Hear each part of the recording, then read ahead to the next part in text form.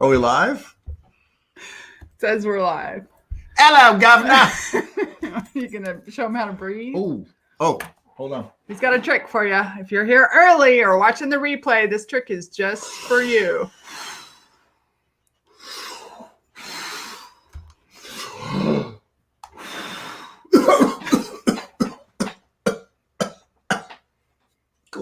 All right, y'all. I talked to my husband into coming here and going live. We actually just drove to the wine store to fill Specs to get some wine, booze. I was out of booze. I have 2 natties from like a month ago, so I'm drinking one of them. We've been in quarantine for 36 days. Been a while. And he's had 1 beer. I, on the other hand, have gone through 2 boxes of wine and have just bought 3 more. Anyways, my drinking problem is that you don't drink as much as you did when we first got married. If you have a fit because you're out of wine. Did I have a fit? When I mean fit, what I mean is I've got to have more wine. Well, I went to the store and got some. Anyways, so when we went to wine, God, it's really hot. When we went to wine, when we went to Specs to get wine, we listened to Bill's episode of the podcast. Bill just did his third episode of the podcast. He has a new podcast. It's stellar. Today's stellar. And your new podcast is called? I'm not mad. I'm just irritated. And I didn't know what to expect, but I like to listen to Bill's podcast in the car, especially when we're together, so that I can critique it. And really, it's not very professional. I know, but that's what I like about it. I listened to a lot of podcasts for the last several months. I've really gotten into them, and there's some I really like. One of my favorites is called Mobituaries. Mo Rocca does it. It's so professionally done. He has interviews. It's well-researched. It's well-scripted. The technical part of it is flawless. It's a great podcast. Podcasts that I typically don't like are podcasts kind of like me, where it's just one dude or 2 dudes, and they're just yakking away. Like they don't seem to really even have a topic or a list of topics to talk about. I at least write down stuff that I want to talk about, and then I talk about it. But if it's haphazard and flying in different directions, not a fan. What does this have to do with your podcast? Because I am explaining that my type of podcast I may not ever listen to if I didn't do it myself. Oh, well, I think that's why you did it, though, for yourself. Anyways, his podcast is called I'm Not Mad, I'm Just Irritated. And if you would like a little, just to know what our marriage is like. Allison always says, why are you getting mad? I go, I'm not mad. You know, I don't know where she thought I was mad. It's not like I was throwing anything. It's not like I was yelling. I'm just airing my irritation. Of the grievances. Of certain things. And that doesn't make me angry or mad. It's just I noticed things, and I'm going to tell you what I noticed. So guess who's the optimist in the relationship, and guess who's the curmudgeon pessimist? I am not a curmudgeon. You're not a pessimist, but you are a curmudgeon. You've said you're curmudgeon-y before. That's just a horrible word for people that are living in the real world versus people that are like living in fairy dust land. Yes. Sorry. I don't hate the term. I just don't think curmudgeons are generally in a sour mood, which I don't think I am. No, you're not. And we laugh our asses off. We really do. I chuckled. Hey, Mary, Bill, you're a grumpy old man. But Jody loves you. But Jody said I was grumpy? Yeah, right here. It says, Bill, you are a grumpy old man. I'm not grumpy. He grumps. But I have a smile on my face. It's a whole different attitude if you're grumping with smiling or grumping and you're really frowny about it. You're not frowny. This is true. But you are gritchy. Gritchy. I remember when I was a kindergarten teacher, over next door was Miss D. And Miss D, the kids were like, Miss D's gritching again. Miss D's gritching again. And I married Miss D, except for his name is Mr. B. So, anyways, I was laughing my ass. So this time hey, Stacy, I told Bill today that he needed to So he did 2 episodes, like they have topics, and today's was like an airing of grievances. Festivus stuff. And I was like, well, since the name of your podcast is I'm Not Mad, I'm Irritated, once a month you have to have the monthly And I did make a irritation. list of about 9 things that irritated me. Yeah, and we laughed our asses off. He does have a brother, Marianne, but he's taken. He mentions his brother, and his brother is the musician with the music behind the podcast. And I'm always like, did you get permission? Because Mike is a professional musician. And I I told him, I said, I'm using Dupree, the album you did on my podcast. He goes, okay. Yeah, that sounds like permission. I don't have anything in writing. Well, but you have his verbal permission. That's enough. I just don't want you to get in trouble for any copyright violation. And if you have permission, then you're good to go. So he does have a brother. His brother is a musician, but he is taken. His brother's name is Mike Flanigin, and Mike Flanigin is partnered up. My brother's famous. His brother's famous. We'll go in Austin. We'll be eating lunch. People will come. Hey, Mike.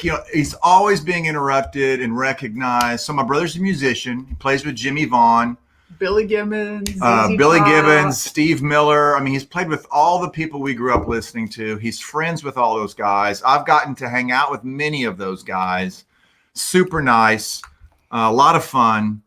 And when we go out, I mean, my brother and Jimmy play every Friday and Saturday at Seaboys. They're like a local Austin institution. And it's a crown jewel of the city to be able to go and see them in a small setting, get a few beers. The cover's, I don't know, $10 or $15. It's cheap. You're right up there. You're seeing one of the best guitar players on the planet in Jimmy Vaughn. You're seeing one of the best B3 players, certainly in North America. And my brother, not to brag, but it's true. It is true. He's renowned, and he's played with Steve Miller. All these famous people seek him out. And he was trained by the best of the best. He knows everything. So, yeah, I mean. And he has a lover that he's been with for like 3 years. And he dates Sue Foley. She's a famous blues musician. So Bill and I are just Bill and Allison, regular suburban curmudgeons. Cheers, motherfucker. Language. He doesn't like that I say the F word so much. The F word is great. But if you sprinkle it around like fairy dust, like sprinkles on a cupcake, it loses its meaning. It has to be strategically inserted at just the right moment. That's why that little video I sent you was so great of that little girl saying the F word. He sent me this video of this cute little girl. And her mother's like, what are you doing? She's like looking on a chart. A calendar. How many days have you been in staying at home? And she just turns, she goes, so fucking many. Too fucking many. And it was so hilarious because it was the exasperation on her face. I mean, it was fantastic. So Jody, here's what's so funny. Bill's curmudgeon is going to serve you because we came home laughing. I haven't had that much fun in a long time. What are you talking about? Going to the wine store, laughing at your podcast. Well, mostly because you were laughing at me, laughing at myself. It's this episode is my favorite of all of them, especially because I knew I was on a coaching call and he was in there recording it himself, and so listening back, he's not like I record my podcast and I do live and I see y'all there, and he's just in there talking to himself on the podcast and laughing at himself. So it made me laugh. Anyways, I feel really good today. And then we came home and we sat in the backyard. The weather is sunny. We were sitting talking. And an incident happened. It shall remain nameless to be polite, but he's like, I fucking hate this house. Let's move. And we love our house. But so I don't like living in this neighborhood. We had the perfect setup in Denton. We probably should never have moved. We do get to see our kids, which is great, but I miss living there. I miss the house. It's everything you want in a house that you had. I know. That you now claim that you want again. So you're out of luck. You had it all. We bought it cheap. We could have had it another 3 more years and probably doubled our money. And so Jody, someone down the street put up their house for sale just like ours. Exactly like ours, except for ours is better. And it's sold already, real quick. It's sold in like 5 days. For what, $295? Jody will have to look up the price. Oh. But Jody, we're going to have to get you to come over here, list this shit, and we got to find a place in Georgia. I can't imagine it being a hot market right now. with this? Their what's house, happening? the mortgage interest rates are low. Some people want to move. We have a very coveted floor plan that is no longer in production. There's a brand new school that's open. Well, supposed to open next fall, right behind our house. I mean, your little kindergartners could even walk to that school. Jody, just know that one of these days we're going to go out in the backyard and try to enjoy our backyard. And it's not the school. It's just. No, I'm glad there's a school. I'd rather have a school there than some hillbilly. We don't like being close to yelling neighbors. at his kids on a playscape. No doubt. We need a little bit more than 5 feet between houses. And so Jody, I know. So Jody, sure enough, today there were a couple over there. I always search. Jody set us up on a search, an official one, because I have an unofficial search for over a half acre in Georgetown. I look for a cabin in northern Michigan on realtor.com. Realtor.com. Oh my gosh. Realitor.com. And if that bothers you, I really don't care. Nobody is like realtor. Realtor. It's realtor. Stop it, you curmudgeon. Who cares? Sophomore. Realtor. Nobody cares. Well, we'll start calling you Bile instead of Bill. It's not the same. Bill.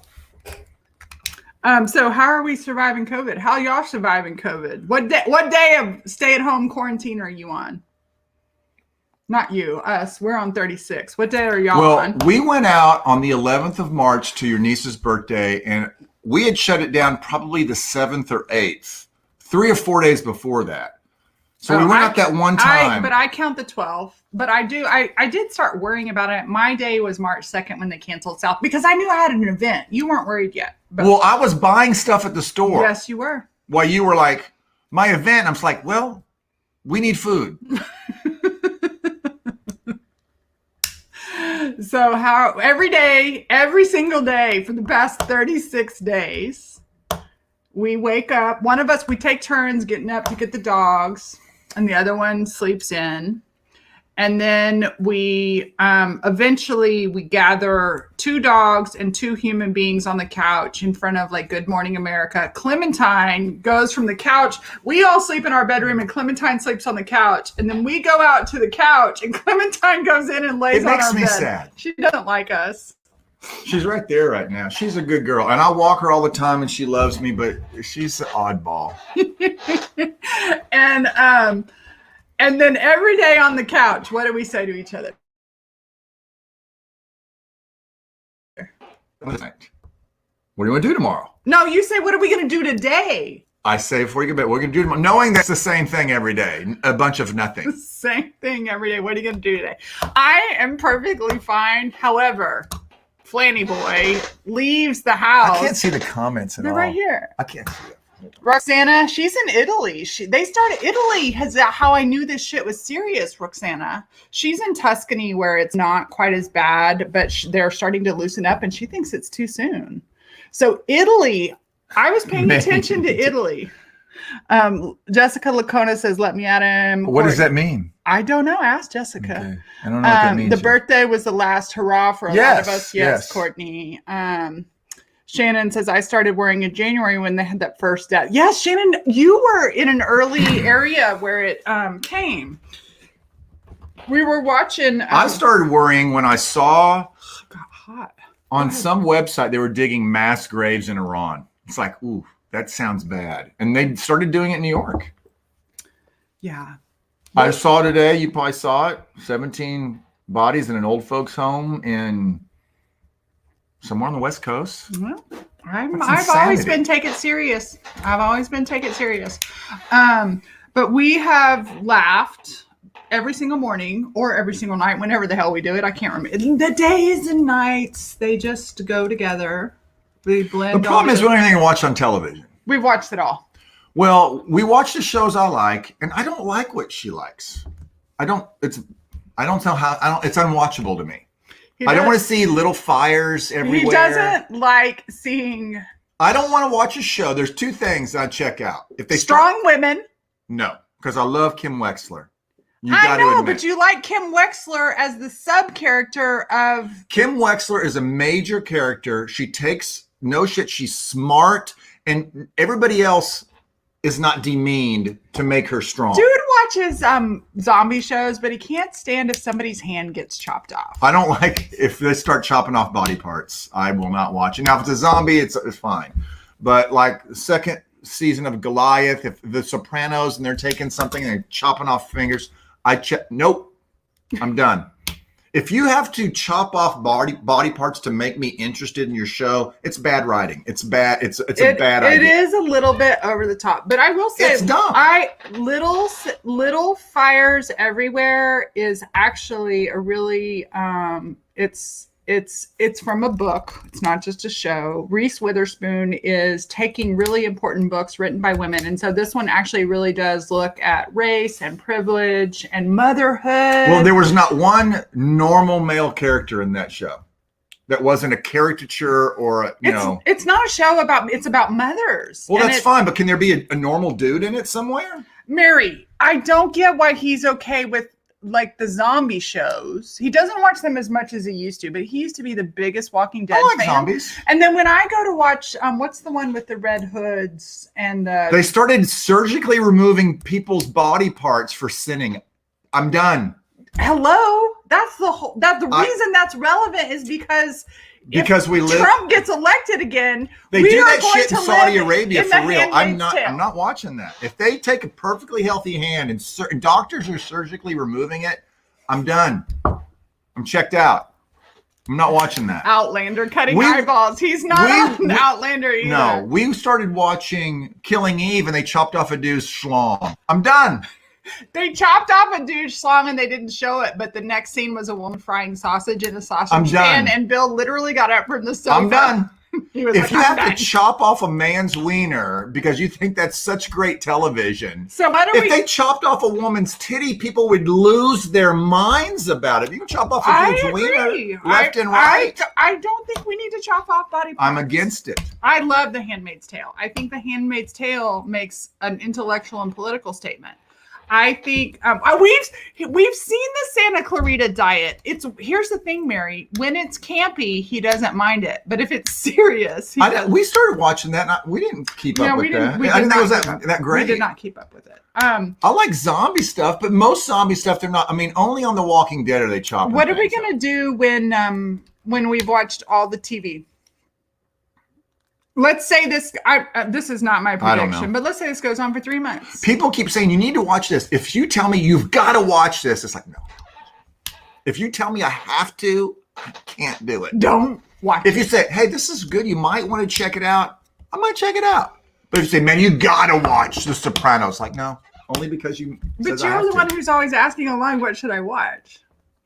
People say, "Whatever you do, don't watch Handmaid's Tale. Don't watch I watched the first couple seasons of that. Don't watch." Courtney said something earlier. What's it called? Crip Camp? Courtney, is that like a documentary or an educational thing about disabled people? Or is that something where people get cut up?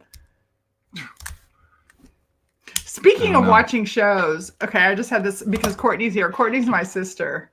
Man, when we were little kids, we had unfiltered access to Skinamax. Courtney, what show did we watch? I'm curious to see what Courtney's experience was. Courtney, if you're still here, what show did we watch all the time? Was it a weekly show?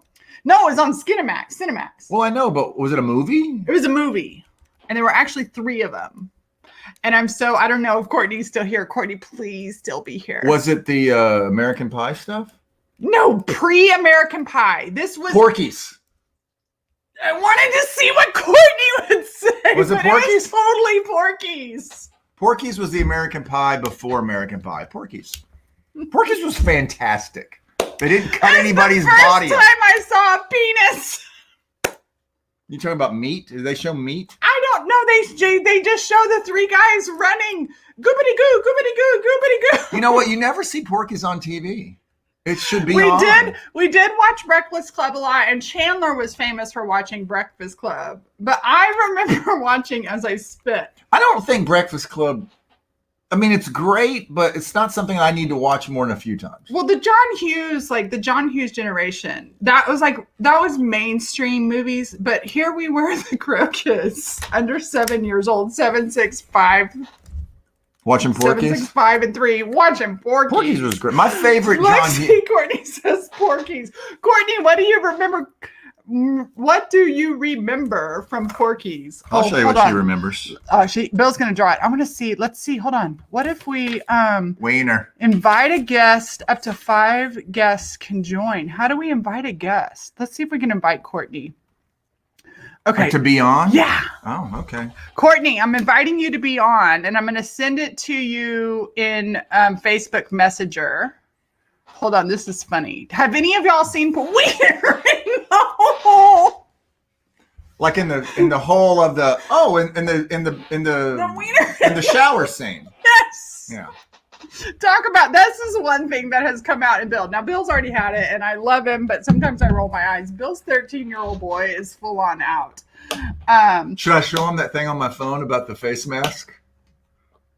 You can show it to them. I'm going to send this to Courtney on Facebook, and then I'm also going to go get my box of wine so I can fill up. But let me get a new message to Courtney, and while she joins, and Courtney, it just makes me laugh so hard. Are we still being on? Yeah, we're on the still video? on. It's just not, you can't see it. So Courtney, I put the link for you to join video in, let me get back to the StreamYard thing. Every time I look at this, I giggle. I know. I can't stop. Bill laughed about this. 20 minutes. No, I laughed about yes, it. But then my brother and I texted about it for like 20 minutes. And so, hold on, StreamYard. Okay. So Courtney, I sent that to you. Balula! See, no one thinks that's funny because I don't care. Has anybody else seen Outlander? I love Outlander, Carrie, and I bet you do. Late to the party and you live in Scotland. Okay. So, look, here comes Courtney. Add to stream. There she is. Am I even in it anymore? Yes, I'm going to go get my wine. Courtney, don't say anything too important before I get my box of wine and come back. I'll go get you some damn wine. But we're not doing 4 glasses of wine today. We're doing as many as one. Can you put some ice? Can you put some ice in it because it's not that cold? It's Chardonnay. I'm here. So welcome, y'all. This is my sissy cat head. I call her Cat Hood. Hunter Arend. Courtney. Hey, sissy, I'm here. I know. Can you see us? I see you. Can you hear me? Let me see if she. Let's figure out our technology. Hey. Unmute. Okay. Can you hear me? I can hear you.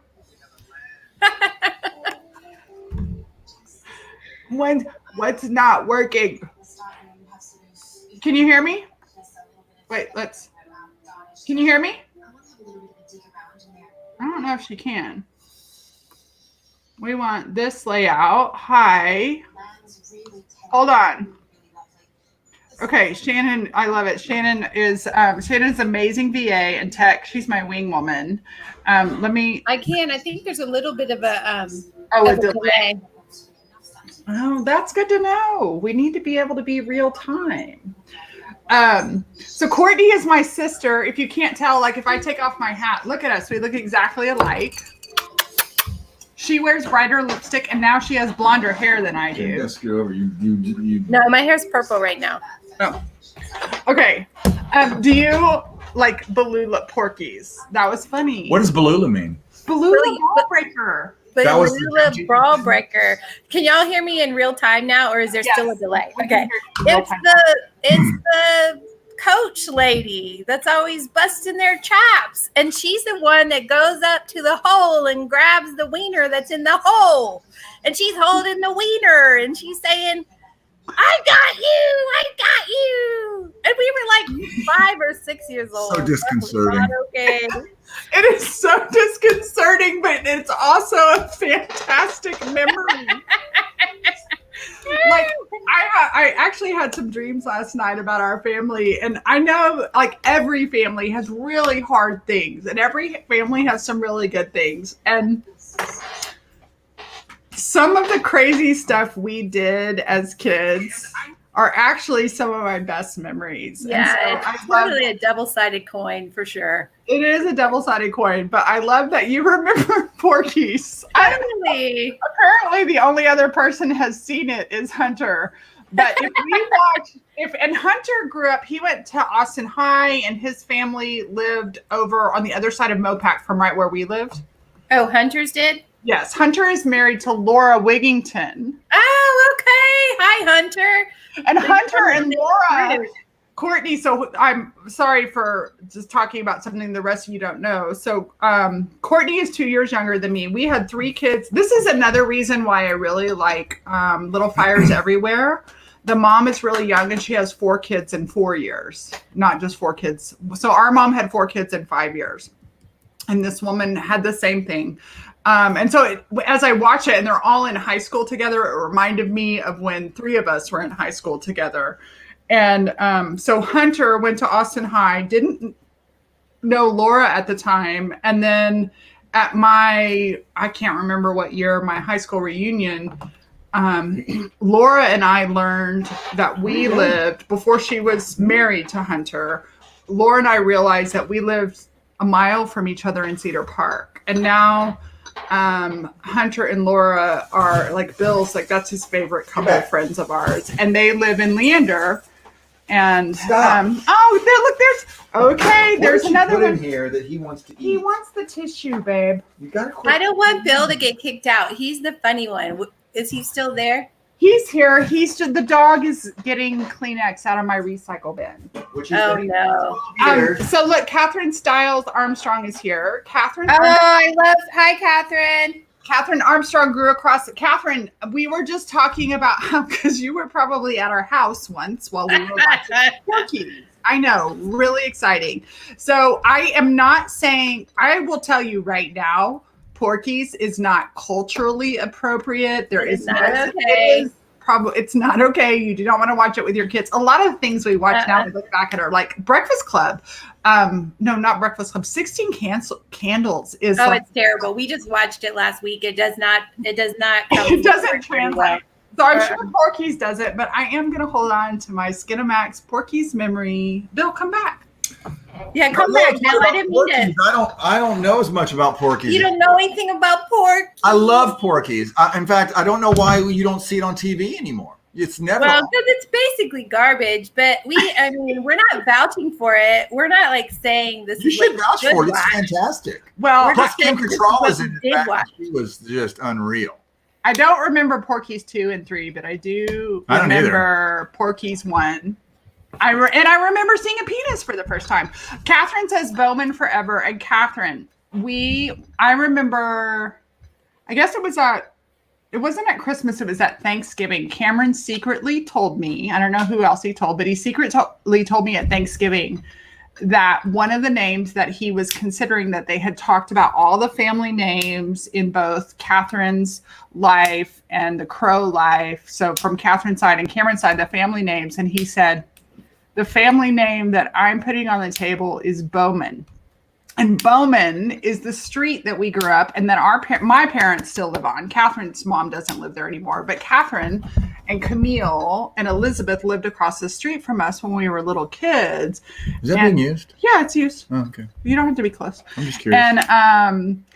And sure enough, that's the name that Cameron and Kat chose for their baby boy, was Bowman. And it's, to us, Bowman forever is true. Bowman, that street is such an anchor that it's a family name for us. So that's right, Catherine.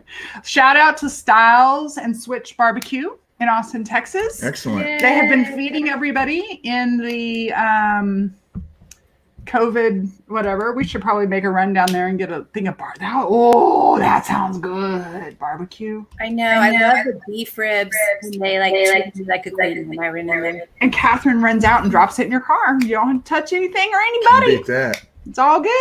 Well, and what I love is they didn't even know who I was, but because Catherine wasn't there, but they still treated me like a queen. And that's even more impressive. Awesome. So Bill and I were talking, laughter keeps us sane. We laugh every night. What is keeping your family sane? You have a lot more complications than we do. Yeah, we got it easy. I can't imagine being home with children. I can't imagine it. I just think that would just suck. You know, kids, if I had little kids at home, I would have sat that down and had an age appropriate talk at the very beginning. It's like, this is some serious shit. Yeah. And I would have told them as much as I had to based on how old they were, because they were going to drive you insane if they didn't understand what was happening. And even if they did, they probably still were, but they needed to be warned ahead. I told you, it's going to suck.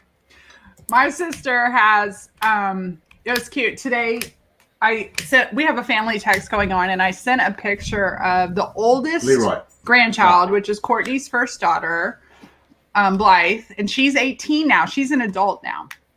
And I sent a picture of her that I have on my shelf behind me of when she was Bowman's age. So Bowman is 3.5. He'll be 4 months on April 19th. God, I miss him so much. And I know that's been the hardest part. Like, that's the one part that really I just can't do. I'm like about to drive down and just stand in the front yard and then go hug the baby. I know. And so it's amazing because I have really vivid memories of Blythe was 3 to 4 months old. And I remember her saying before she lost her ability to talk, "Sissy, Sissy." And you know, a lot of the videos our brother sends us, Bowman is talky. And he looks a little bit like Blythe. So I sent this picture to Courtney, or to the whole family today. But Courtney is living with 3 teenagers in the house. I think it's easier to be with teenagers than it is to be with little bitty kids. That's the one part that really, I'm like about to drive. I would think because they have a little more of an adult streak in them where they can reason a little better. But so it's amazing. They're still teenagers doing well, they still don't have that prefrontal cortex all developed, and so then they do crazy abstract thought. Yeah, so then they do crazy things that make them have to be quarantined for 2 weeks. And let me tell you, that is not a party, not at all. Sitting in your room for 2 weeks, and they will remain nameless, but no electronics, no nothing, staring at the wall. Here's the other thing is, I would not feel sorry. I don't feel sorry. I never felt sorry for my kids, ever. You know, they were well taken care of. They were well fed, well protected, well clothed. They were carted all over Kingdom Come. They got most everything they want, far more than I as a child. I never went to bed feeling sorry for my children, ever. You know, I know, I'm really bad. I really want them to have this. I never did. I don't know if I just don't have that gene.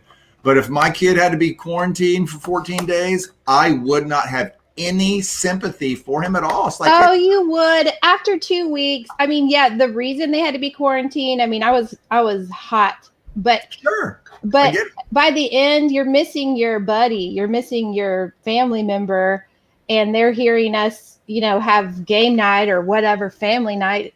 I missed him. I mean, even Camille's on here now, Courtney too. Hey, Camille is Catherine's sister. She's an Austin realtor.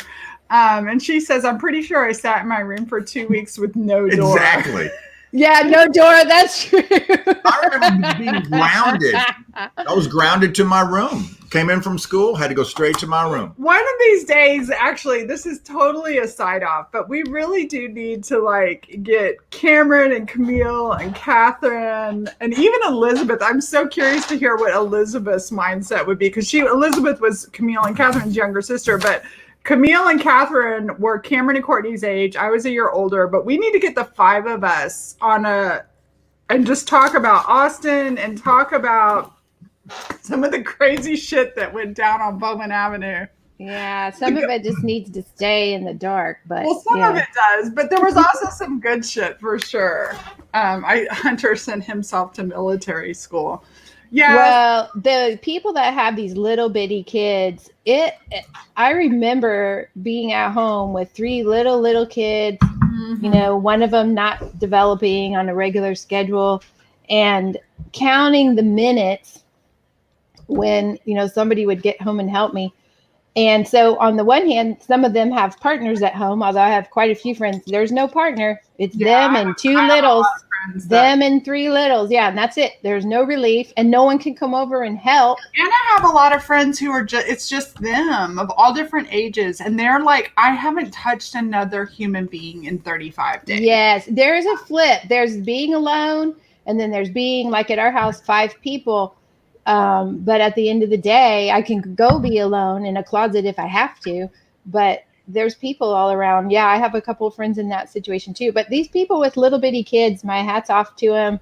I really struggled when my kids were little, and it is different and nice to have big kids, and they can help cook some meals and they can do some things and do some chores around the house. And then we have game night or family night Wednesdays and Sundays, and it breaks it up a little bit. I think Courtney, from our family perspective, I think you'll really, and from the culturally sensitive, just mindful, I think you'll really like Little Fires Everywhere. If you need my Hulu login, let me know. I have Hulu. Thank you. Somebody was piggybacking on my Hulu. I was like, who are these people? That happened to us the other day, and I tried to log in. So our daughter, from when she was in high school, not Hulu, but Netflix, our daughter has, we have the child Netflix account. And our daughter, before quarantine happened, flew up to see, what is that? Maybe your dogs are losing it. Well, I kicked whoever the interlopers were. I kicked them off. I had sympathy for about 2 weeks, but I was like, what is this 8 episodes of watching butter or something? I don't know what they were doing. I was like, get off of my thing. I don't know who you are. Well, our daughter has it, and she's always had it, so we know. And sometimes when she's at, her boyfriend's house, our daughter is an adult, and she flew on a break to see her boyfriend. She drove. She didn't fly. And then she drove. And then quarantine happened, so she's been stuck at his house, quarantined. For a month, but she's coming home Sunday.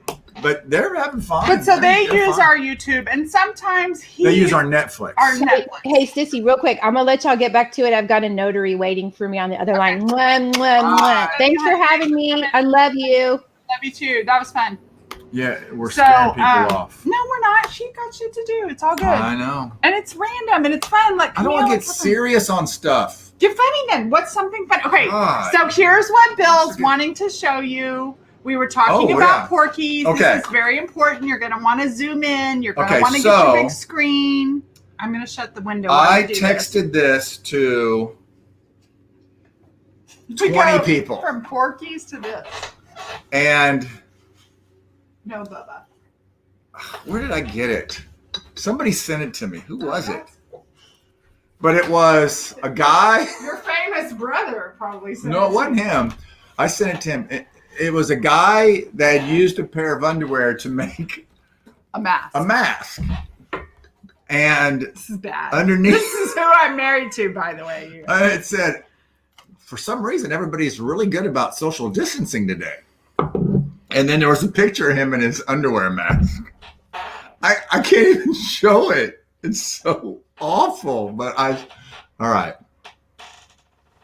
You can't even see this. You just have to get the get the lighting, get it up there and get the lighting right.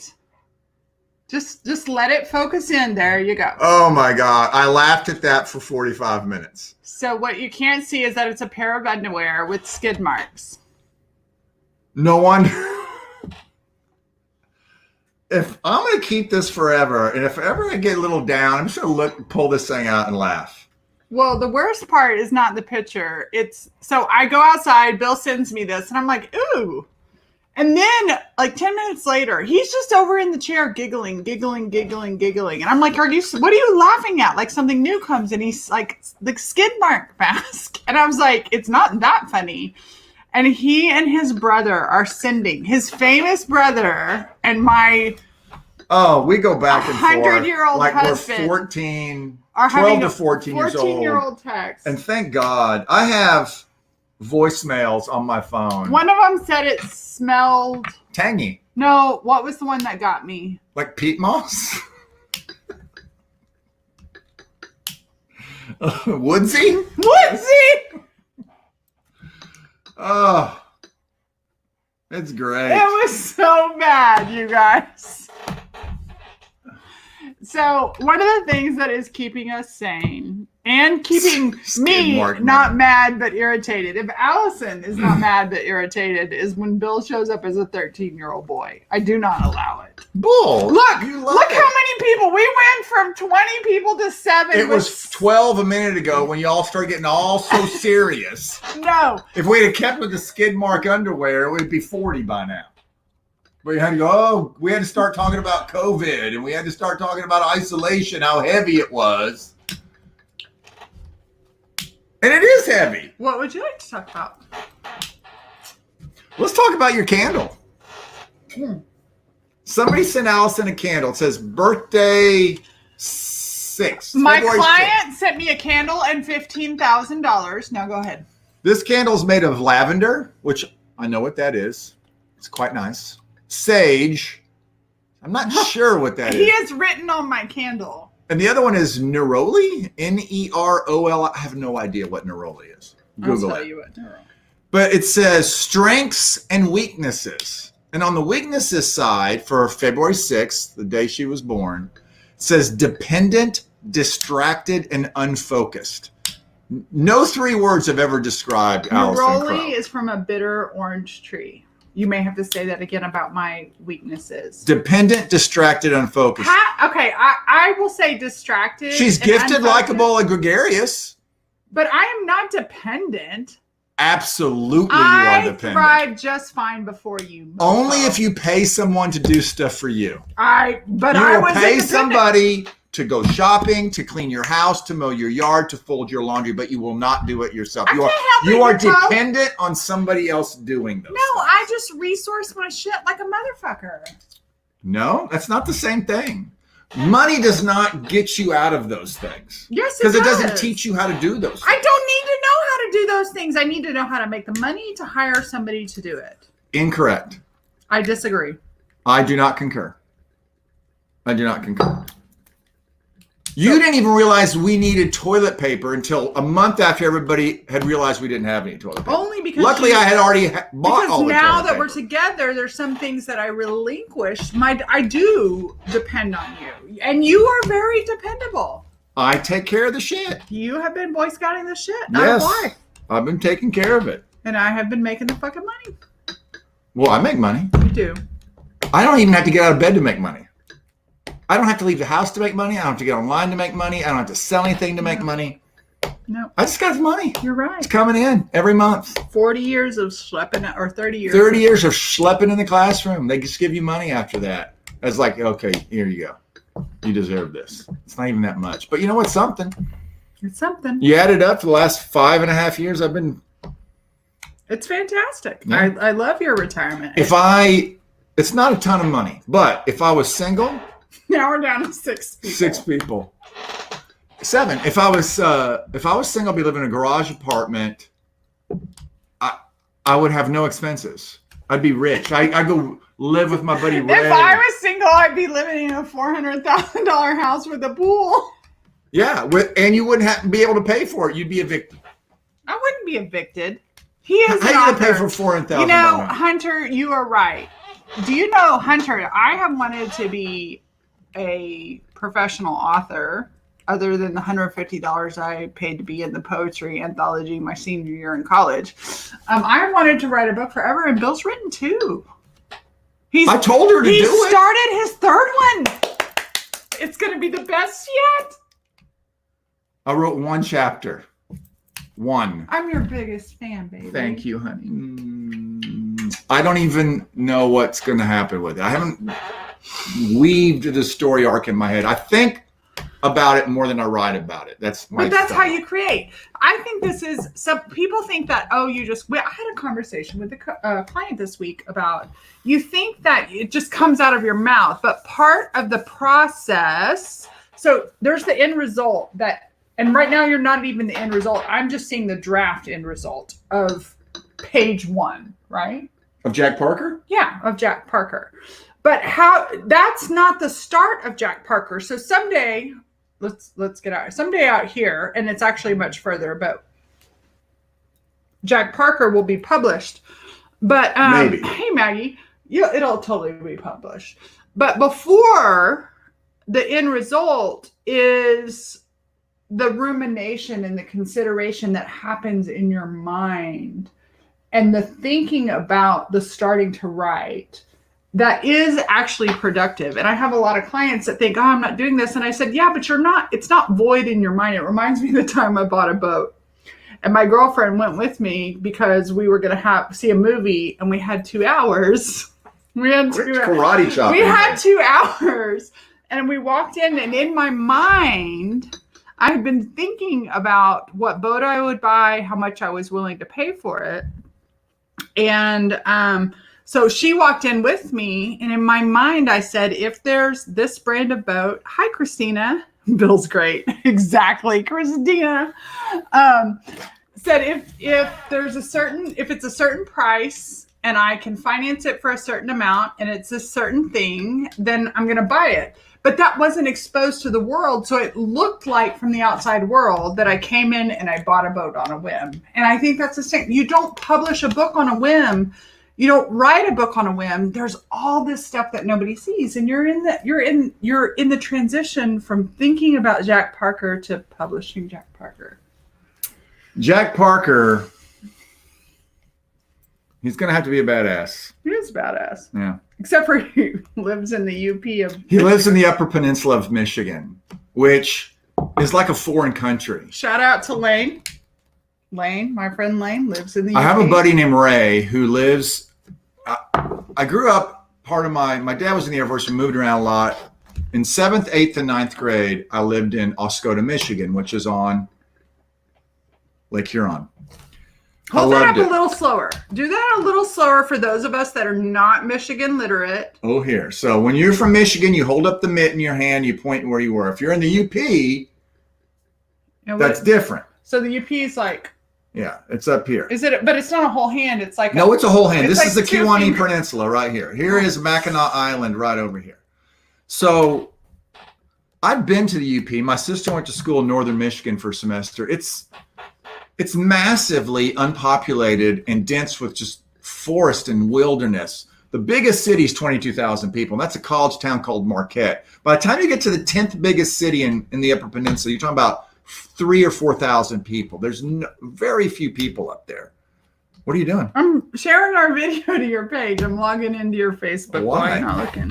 So anyway, I set it up there because I wanted this guy to be away from humanity, but still be in the United States. And I didn't want to go up into Alaska. I wanted him to be in the continental United States. It's the perfect place to be. So those people in the Kewanee Peninsula, they might get on a heavy snowfall winter, they may get 350 inches of snow. What the fuck? I'm going to start saying... On average year, 220 inches of snow. That's how I'm going to stop saying fuck. I'm going to start going fuh, and then I'm going to go to what the F, and then I'm going to go to no fuck. Son of a bee. It's Dane Cook. We're funny. So anyway, that's where Jack Parker lives, away from all human beings, because there's a reason he lives up there. Keep going. He's the most famous human being on the planet. I'm just in his Facebook. What are you doing? I'm trying to share it, but it doesn't have an art. It says I don't share. think you can do that. Share someone else's live stream? Yes, you can. As it's happening? Yes, you can. It's news to me.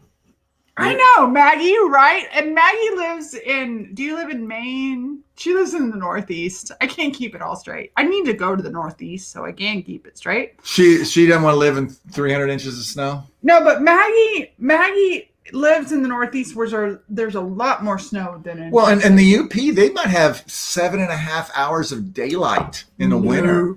And But it's better than Alaska. You should read the first chapter. We have 12 watchers, so we'll go down to 3. No, stop it. It's good. Let me find it. You keep talking, I'll find it. So anyway, the UP is an amazing place. What do people have to do right now? Everybody is locked in from COVID. We're just their entertainment for the night because they're bored of Well, what time is 4:42? It's not even 5 o'clock. Okay, I have a confession to make. It makes me an awful human being. Actually, I can't even confess it. What are you doing? What is it? Whisper in my ear. No. When I turn on CNN, which I do maybe once, sometimes twice a day, they have the death counter. And of course it's going up. It's horribly sad. But yet there's a piece of me, it's like, what's the death counter up to? And then I feel bad about that.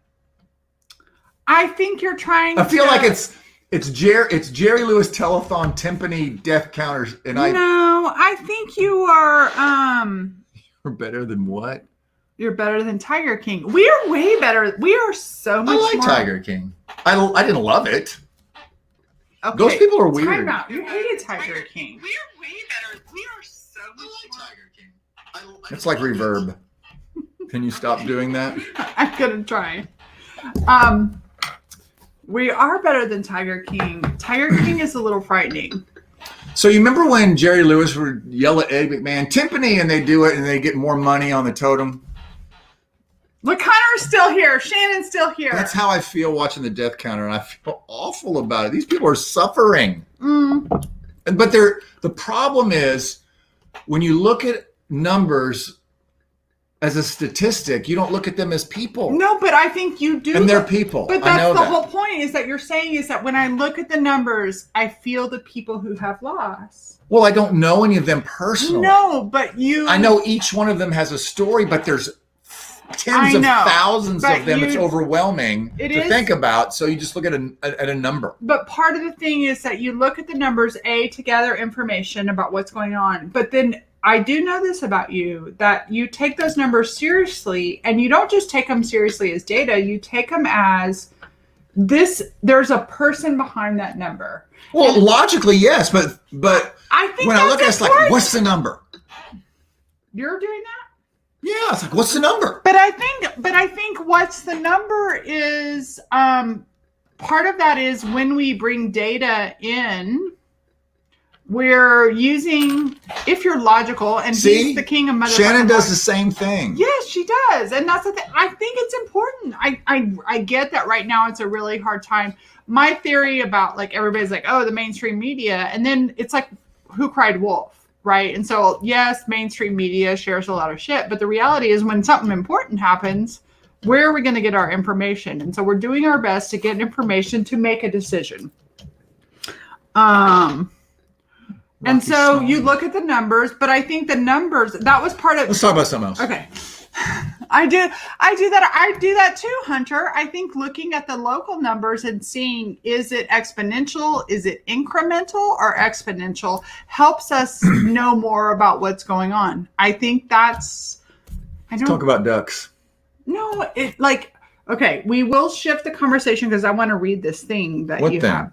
This. My story? Yes. And I'm going to goodness. I'm going to read it. You're going to get. Let me read it. I'll fill wine and Bill is going to read it because it's fun to hear his readings. However, time out. This is important PSA. Feel your feelings, people. I am not saying wallow. Do not bathe in your feelings. Do not lay in the mud for 4 days with your feelings, but do feel your feelings, acknowledge them, and then move through them. And that's how you'll get back to joy.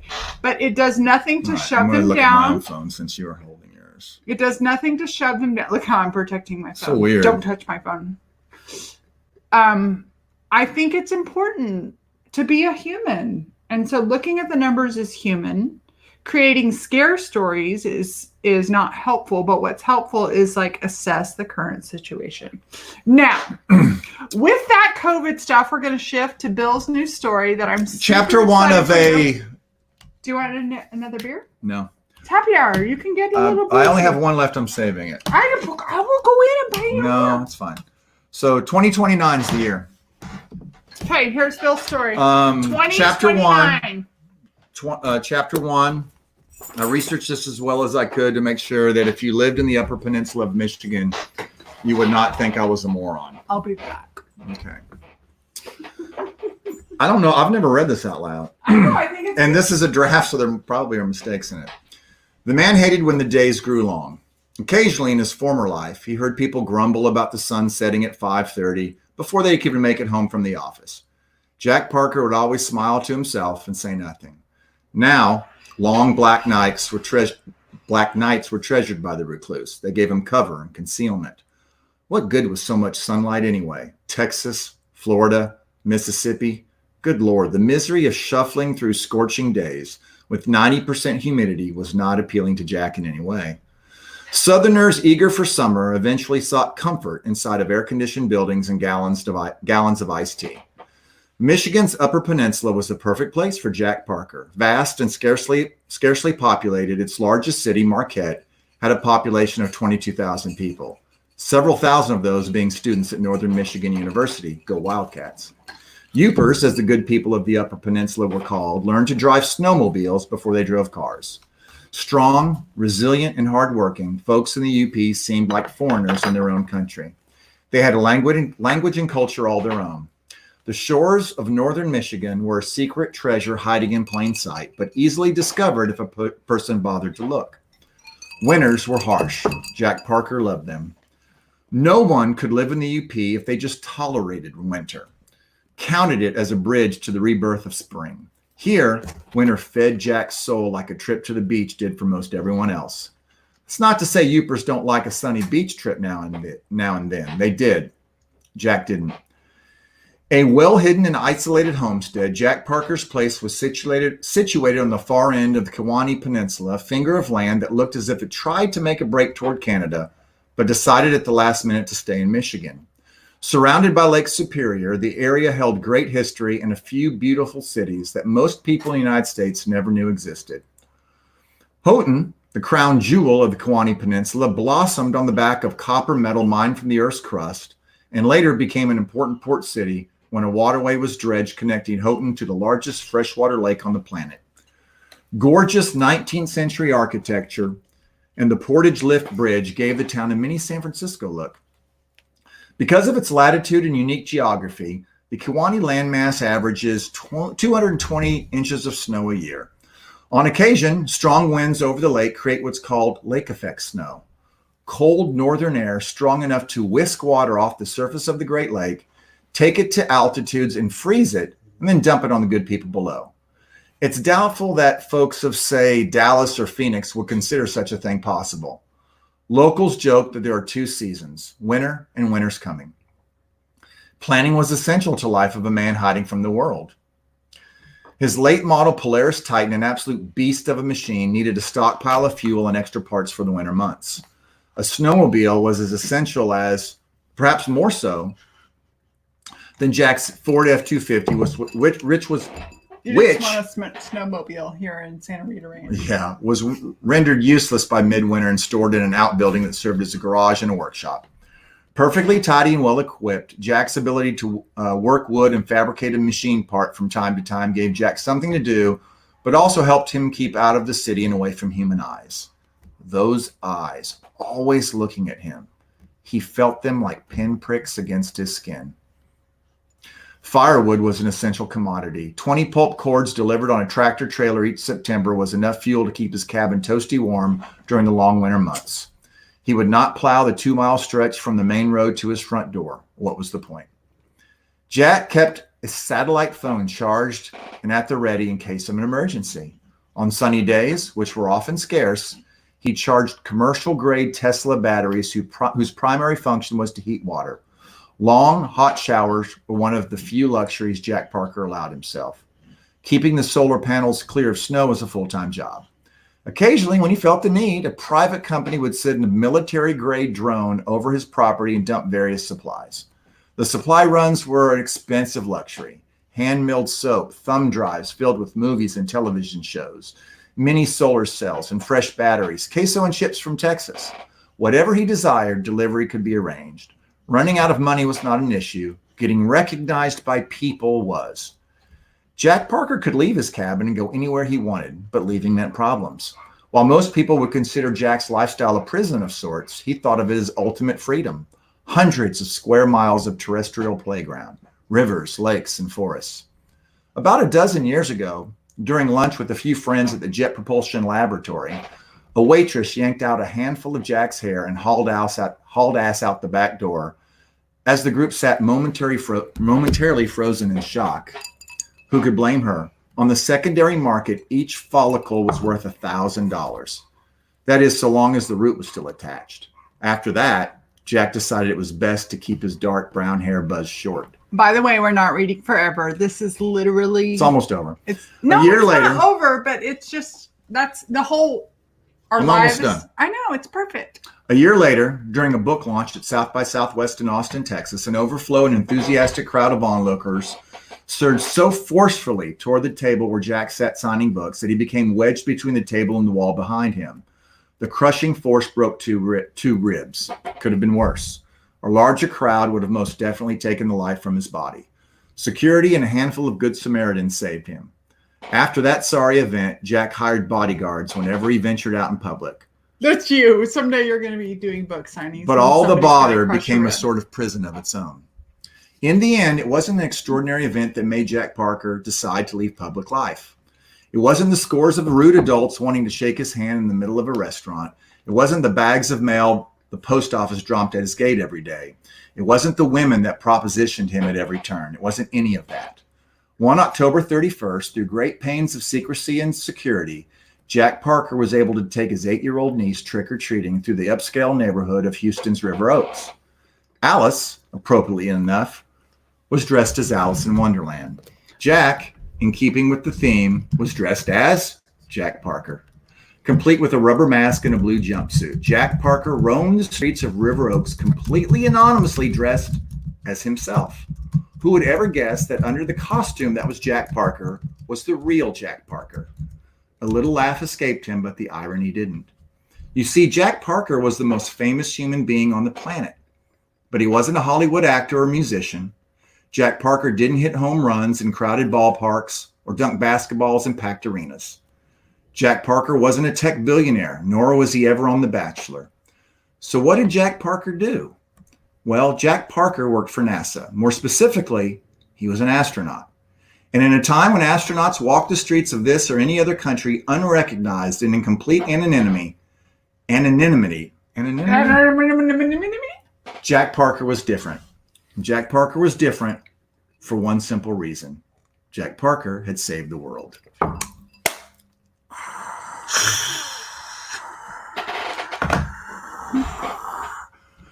Let's see how big we can both open our mouth. Whose is bigger, yours or mine? Well, if yours is closer, mine's farther. Well, I know. Let's get shoulder to shoulder, but we also have a little let's figure it out. Okay. You win. Big mouth. I love that Bill's writing again. It makes me happy. Hunter, give me a thumbs up. Very nice. You want to know more about Jack Parker? He saved the world. Jack Parker saved the world. Save the planet. I like this book. If you save the planet, you are instantly the most recognized human being in the world. Buildings, streets, going to be named after you. Everyone's going to want to. You are the singular most. There's not a royal, nothing that could hold a candle to you. Tell if us you about save the these world. hats. Well, this hat I got at CoStar on South Congress. This hat I got at Patagonia. And that's all there is to know. I actually had a hat like this, lost it, and had to buy a replacement hat just like it. Bigfoot. And what's this one? Patagonia. It says, keep trucking. And I have no opinion on whether Bigfoot necessarily exists or not. I'd like for him to exist. If he exists, I'm down with it. That's it? You just like for him to? I'd like for him to. Do you really? But what do you really believe? Put that shit on the line. I don't know. Nobody knows. If you had to fall If you capture one, he's in a cage and I see him, I believe. Courtney says he exists. Do you He might. exist or no exist? I'll feed you. I'm coming. He might exist. If he doesn't exist, it's a 200-year hoax, and that doesn't make a lot of sense. Thousands of people have claimed to see him. What would be the reason? There's some video, some good, some not so good, of these creatures. There's no hair. There's no DNA. There's no live dead captures. Hair. There's hair. There's nobody has found Bigfoot hair. There should be. Should be hair everywhere. I'm saying creatures are hairy. They may have found some hair and had it DNA tested. Goat. No one's ever said, well, we don't know what this is. Not that I'm aware of. I'm going to throw a pin at you. the very first thing on Bill's podcast. So we started this out with talking about Bill's podcast, and his current episode is so a list of irritating. grievances. And before he goes into grievance number 1, he says, "If I sit down, Clementine's gonna come whine at me. I'm not mad. I'm irritated." I'm so irritated. I take her walk and I sit out with her. Hi, Ellen. What's up, Ellen? She said intrigued about your story, wants to hear more. Well, I'm gonna work on it. He's gonna work on it. My friend Ray helped me get some of the technical stuff. Ellen knows Ray of Oh, what it would be like to not respond to that. Well, he's been to those places. I haven't. I've been to Marquette, but I haven't been to the Kewanee Peninsula. I haven't been to Houghton, which I'd love to go to. It looks amazing. Have you ever been there? Ellen, Ellen, you ever been to Houghton? I've not been to Houghton, but my friend looks amazing. Blaine lives in in Marquette right now. Well, that's even further away. Houghton I is know. even further. It's probably 6.5 to 7.5 hour drive from Oscoda. I'm not moving to Oscoda, but I will summer up there one year. I don't know that I want to summer up there this year because Well, we got dogs. We can't No, cart the them dogs across would the have. country. They would have to come across, and we'd have to stay in like an Airbnb, and the dogs would have to be able to Nobody come. And it has would fences up there. Somebody would have to have fences. I'm gonna feed the dogs. Bill's Actually, gonna you go should feed the dogs, You need- which means need to we sign off. probably need to sign off. And we are just dicking around tonight. Now we got 17 viewers, which is fine. We have just been dicking around playing. We started out by talking about, did we talk about my skincare and the weird bumps that are in my face? Like indentions? It's all good.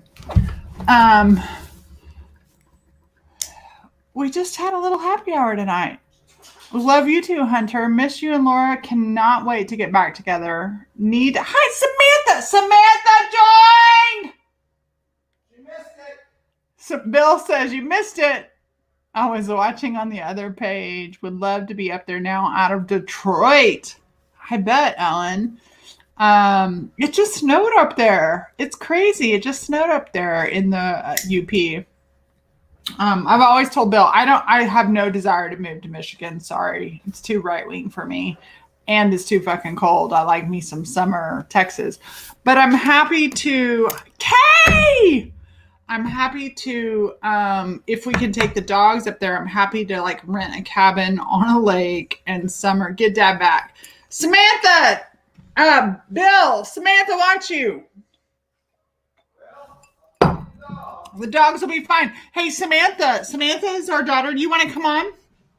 I'm going to make Samantha come on. Watch this. This is going to be funny. So we're just sticking around. You can stay or play. Samantha, I'm going to send you the invite. And you're going to come on live stream and tell us. I love this. I love this. Come on, Samantha. Hold on just a second. So, Samantha, check your Facebook messages. And we'll get Daddy back on. So, Samantha, check your messages. Samantha, I have a new granddogger, you guys.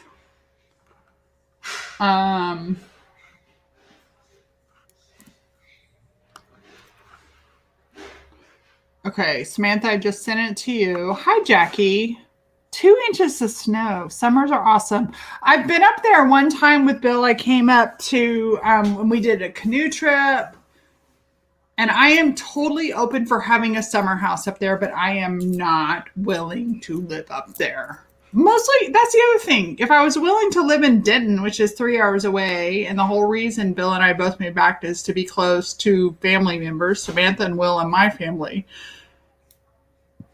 I'm not moving to the UP, but I'll vacation up there. Okay, Samantha, I sent you a thing. This is fun. I want y'all, Samantha, get brave.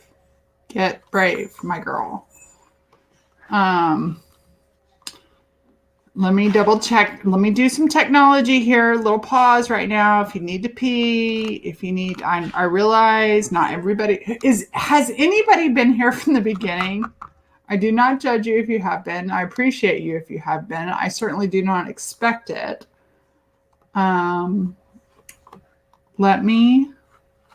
So Samantha is going to try to log in. And as soon as she does, it will, I don't know how to work it. Just click on the, Maggie, yay, you've been here since the beginning. I know, like, Oprah would not hire us as TV show people.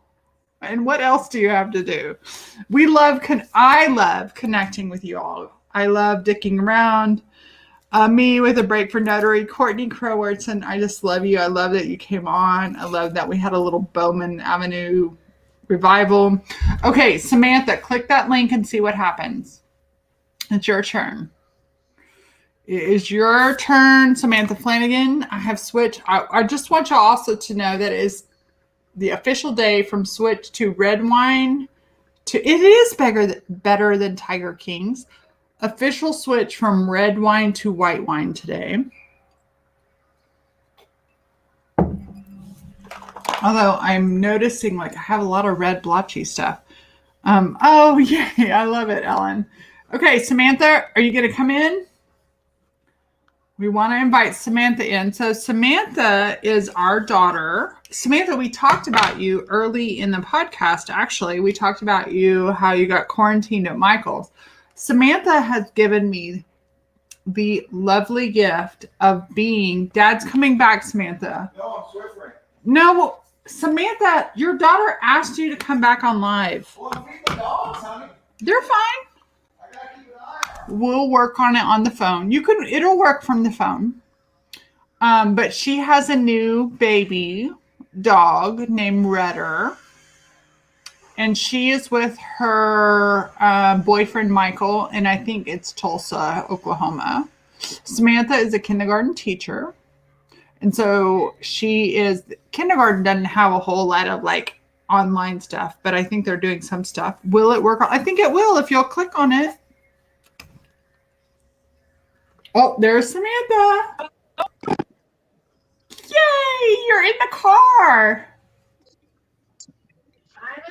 I'm in the car. Hi, honey. Hello. You're sideways, but I think that's perfect. Oh, It's all am I good. better now? So show I don't know us, how to do it. is Redder in the car with you? He's asleep. Oh. How is shelter in place quarantine going for Samantha? It's good. It's pretty boring. Nothing Are you crazy. irritated with the boring, or have you like surrendered to it yet? I'm pretty used to it by now. I don't really like to leave the house anyway, so. Oh my gosh, I'm the same way. I'm like, this is okay. Yeah. This if I were this in a will one-bedroom work. apartment- Well, come here. Samantha's on. Well, I'm waiting for Robbie to pee. Billy is feeding the dogs and waiting for them to pee. He will be back. And so let me ask you, It'll be fine. can I ask you a personal question on this public forum? Sure. Your friends aren't watching, just our friends are. So y'all, this is my bonus daughter, Samantha Flanigin. Samantha is 22 years old or 21? I'm 20. 24? Jesus Christ, I missed a few years. Wow. It's terrible. I'm a horrible stepmother. Basically, she's an adult-ass woman who pays her own mortgage, has a job, but still uses my Netflix, bitches. We were talking earlier about how, like, you've always had our Netflix account, and then one day, all of a sudden, How come she's sideways? I couldn't log into my own Netflix account because everybody else was on it. And I was like, fuck this shit. Y'all adults gonna have to get your shit. No, I don't know why it happened. It wasn't They you. said there were too many devices logged There were on. too many devices. It was Danny. Well, that was my cousin. It was Danny. It wasn't you. It was Danny. Okay, so how is quarantine going? So Samantha and her boyfriend, Lava? we love Michael Boyd.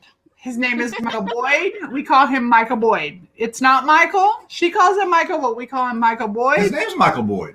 It's his name. But we call him Michael Boyd. There's no space His in name between. was actually James Michael Boyd. No one calls him James. We can call him Jimmy. Jimmy Michael Boyd. Jimmy Crack Corn. So, Jimmy Michael Boyd, how is the quarantine going with your lover? It's good. This is He's what we never started out like. How's it going? Why is she sideways? Don't worry Because I'm about in it. my car on my phone and I don't know how to fix it. Rotation? No, she's fine. It's all I'm perfect. rotating it. We like the sideness. That works for us, right, Samantha? Samantha and I get a high five, honey. I keep expecting I to don't hear look it. sideways on mine. You're perfect. Okay. Whatevs.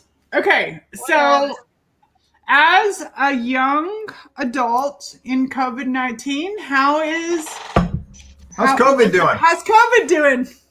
COVID's doing great. COVID's Really? pretty chill here in Oklahoma right now. Are you still coming home on Sunday? Yeah, nobody in Oklahoma likes to talk to each other anyway, so.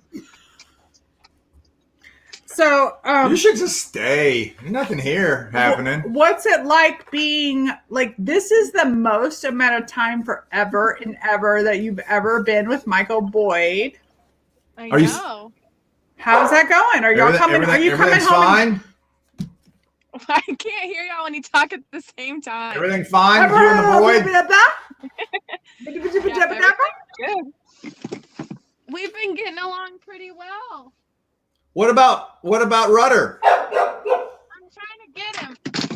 Oh! Phone down. I dropped you guys. Phone down. Clementine saying hi to Rudder. Put him on your other side. Hang on, I'm trying to get the phone back up. It went down. Rudder. He looks like a welcome mat. No, he's not a welcome Looks like a man. welcome mat. He's So I getting bet- big. I'm leaving. Bye. Love you. Bye.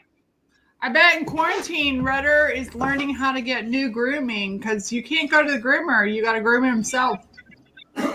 Yeah, except for you're not supposed to cut their hair right away, or else it'll mess it up. Apparently, You can't mess it up.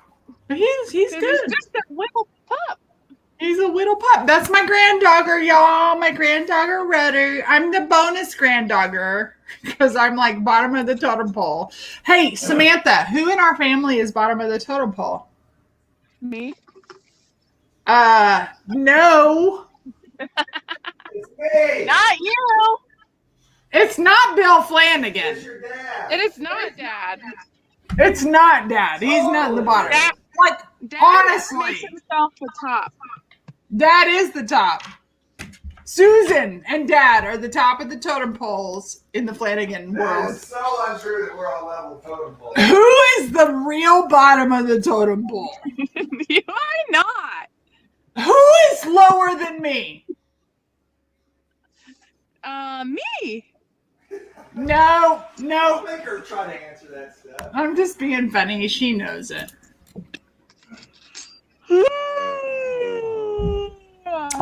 So how many glasses of wine have you already had? I'm on 2.5, and I'm excited to have a whole lot more. I ran out of wine yesterday. Samantha said, see, I ran out of wine 2 days ago, and I just today went to get some more. Courtney, my sister, says this is a deja vu for some reason. It's all good. I love it. Hey, Samantha, so you're coming back home when? Like home as On in Sunday.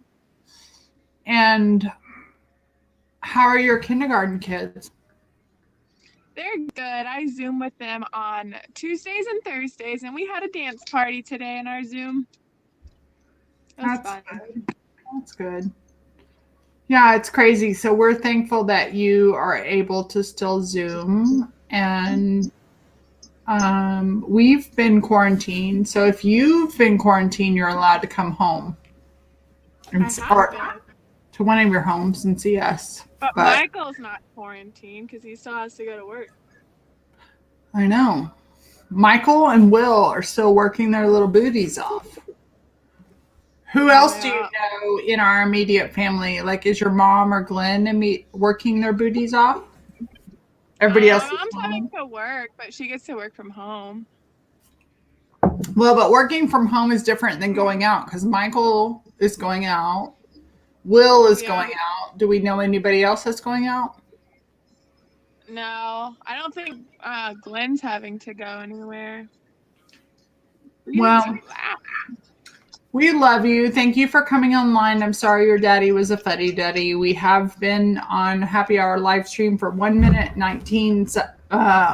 hour, 19 minutes and 20 seconds. And so, Really? yeah, we've been fucking around for a while. I'm about to go listen to his podcast.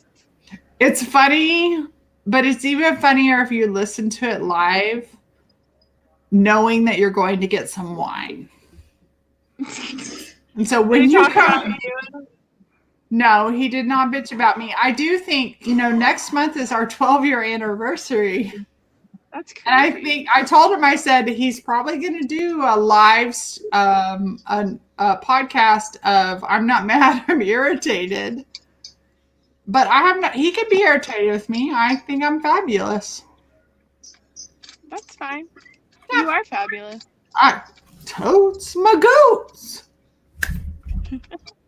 So right, yeah, well, we're gonna go upstairs. Okay, I love you. Thanks for letting me be a guest on your show. I'm so glad you were a guest. I'm so glad you came. Thank you. Hi, Rudder. Kisses to Rudder. Tell Michael Boyd we said hello. Jimmy Michael Boyd, we said hello. We appreciate him. And y'all stay safe. Okay, y'all too. Bye. Love Bye. you. You got to see my sister and my daughter. I'm feeling really proud. And that's it. I guess we're going to go do our nightly thing, which is called Watch TV. At some point, I suppose I might cook dinner. Thank y'all for hanging with us. Y'all are fun. Bye, Samantha. Isn't she sweet? I love her. I love watching her have that puppy growing into an adult and doing all those things. That makes me proud and happy. Thank y'all for spending time with us. I'm going to go cook some dinner. We're going to do our thing. And thank y'all for just hanging with us. Love you. Bye-bye.